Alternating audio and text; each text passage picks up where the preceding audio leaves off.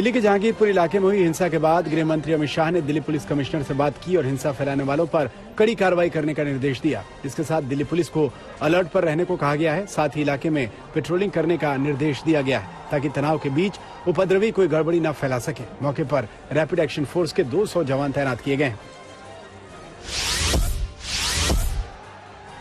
हनुमान जयंती पर दिल्ली के जहांगीरपुर इलाके में हुई हिंसा को बीजेपी नेता कपिल मिश्रा ने आतंकी हरकत बताया। कपिल मिश्रा ने ट्वीट किया कि बांग्लादेशी घुसपैठियों की बस्ती अब भारत के नागरिकों पर हमले की हिम्मत करने लगी है। इनके एक एक कागज चेक करके गैर कानूनी घुसपैठियों को देश से निकाला जाना अब जरूरी हो गया है। दिल्ली के जहांगीरपुरी में हुई हिंसा के बाद मुख्यमंत्री अरविंद केजरीवाल ने लोगों से शांति बनाए रखने की अपील की। साथ ही अरविंद केजरीवाल ने कहा कि दिल्ली में शांति व्यवस्था बनाए रखना केंद्र सरकार की जिम्मेदारी है। केजरीवाल ने कहा कि केंद्र सरकार को इस हिंसा की जांच करनी चाहिए और दोषियों पर सख्त कार्रवाई होनी चाहिए। सब लोगों को शांति बनाए रखनी है, सब लोगों को व्यवस्था बनाए रखनी है और अगर ज़रूरत पड़े तो जो एजेंसीज हैं, जो पुलिस है, जो सरकारें हैं जिनकी जिम्मेदारी है, दिल्ली में केंद्र सरकार की जिम्मेदारी है, तो केंद्र सरकार दिल्ली में शांति व्यवस्था बनाए रखें। मैं लोगों से भी अपील करता हूं कि इसमें शांति और व्यवस्था बनाए रखें। विश्व हिंदू परिषद ने आरोप लगाया कि देश में हिंसा फैलाने के लिए 2 टूल किट काम कर रहा है, एक देश में और दूसरा विदेश में। वीएचपी ने पीएफआई पर भी आरोप लगाया है कि उसे हिंसा फैलाने के लिए विदेश से फंडिंग मिलती है। सोशल मीडिया के ऊपर एक बहुत बड़ा कैंपेन चलाया जाता है भारत को बदनाम करने के लिए, हिंदुओं को बदनाम करने के लिए।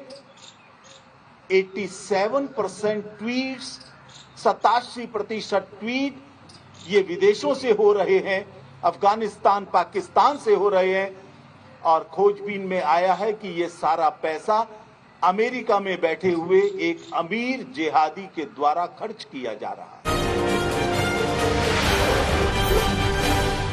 लाउड स्पीकर पर अजान को लेकर जारी विवाद के बीच एमएनएस प्रमुख राज ठाकरे ने पुणे में हनुमान चालीसा का पाठ किया। इस मौके पर बड़ी संख्या में एमएनएस कार्यकर्ता भी मौजूद रहे। राज ठाकरे ने महाराष्ट्र में मस्जिदों पर लगे लाउड स्पीकर हटाने की मांग की है और इसे लेकर सरकार को 3 मई तक का अल्टीमेटम दिया है, जिसके बाद से ही पार्टी कार्यकर्ता जगह जगह हनुमान चालीसा का पाठ कर रहे हैं।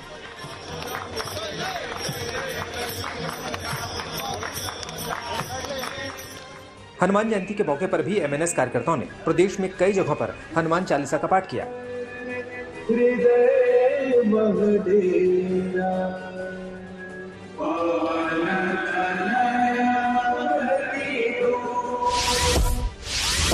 सामना में लेख के बाद शिवसेना सांसद संजय राउत ने एक बार फिर राज ठाकरे के बहाने बीजेपी पर हमला बोला। संजय राउत ने बिना राज ठाकरे का नाम लिए तंज किया कि अब महाराष्ट्र में भी नए हिंदू ओवैसी बने हैं। संजय राउत ने कहा कि जैसे बीजेपी ने उत्तर प्रदेश में असदुद्दीन ओवैसी का इस्तेमाल किया, वैसा ही प्लान बीजेपी महाराष्ट्र में करना चाहती है। लेकिन हमें कोई टेंशन नहीं, पब्लिक सब जानती है, सह लेती है, जवाब देती है। हिंदू समाज में भी कुछ ओवैसी निर्माण हुए हैं, एमआईएम निर्माण हुए हैं। राज ठाकरे की तुलना असदुद्दीन ओवैसी से किए जाने को लेकर हंगामा जारी है। एमएनएस कार्यकर्ताओं ने सामना के दफ्तर के बाहर चेतावनी भरा पोस्टर लगाया। पोस्टर में लिखा गया कि कुछ साल पहले एमएनएस के कार्यकर्ताओं ने संजय राउत की कार को पलट दिया था। एमएनएस की ओर से पोस्टर के जरिए पूछा गया कि क्या इसे दोहराया जाना चाहिए। पोस्टर में लिखा गया है कि संजय राउत अपना लाउड स्पीकर बंद करें, नहीं तो एमएनएस अपने स्टाइल में इसे बंद कराएगी। केरल के पलक्कड़ में शनिवार को दिनदहाड़े आरएसएस नेता की हत्या से सनसनी फैल गई। इससे पहले शुक्रवार को एक एसडीपीआई वर्कर की हत्या हुई थी। इस घटना के कुछ घंटे बाद ही आरएसएस नेता का मर्डर हुआ। माना जा रहा है कि बदले की आग में इस वारदात को अंजाम दिया गया। पुलिस आरएसएस कार्यकर्ताओं के परिवार वालों से पूछताछ कर हत्या के आरोपियों का पता लगाने में जुटी है।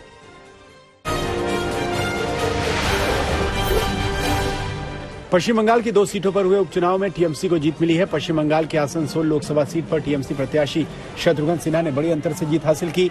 शत्रुघ्न सिन्हा करीब 2 लाख वोटों के अंतर से जीते हैं। उनका मुकाबला बीजेपी प्रत्याशी अग्निमित्रा से था। वहीं बालीगंज विधानसभा सीट पर टीएमसी प्रत्याशी बाबुल सुप्रियो ने जीत हासिल की। यहाँ उन्हें सीपीआई-एम प्रत्याशी से कड़ी टक्कर मिली। बाबुल सुप्रियो ने 9000 से अधिक वोटों से जीत हासिल की।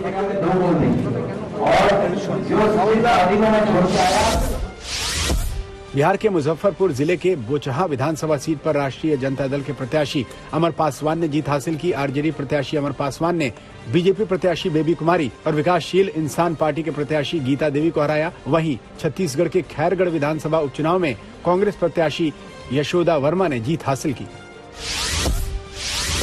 दिल्ली में शनिवार शाम कांग्रेस की हाई लेवल मीटिंग हुई। 10 जनपद में हुई इस मीटिंग में पार्टी के तमाम बड़े नेता शामिल हुए। बड़ी बात यह है कि चुनावी रणनीतिकार प्रशांत किशोर भी इस बैठक में पहुंचे थे। सूत्रों के मुताबिक प्रशांत किशोर ने 2024 में होने वाले लोकसभा चुनाव की रणनीति पर चर्चा की। इसके लिए प्रशांत किशोर ने 2024 के लोकसभा चुनाव को लेकर कांग्रेस नेताओं के सामने विस्तृत प्रेजेंटेशन दिया। साथ ही 2024 की तैयारियों को लेकर रोड मैप भी बताया।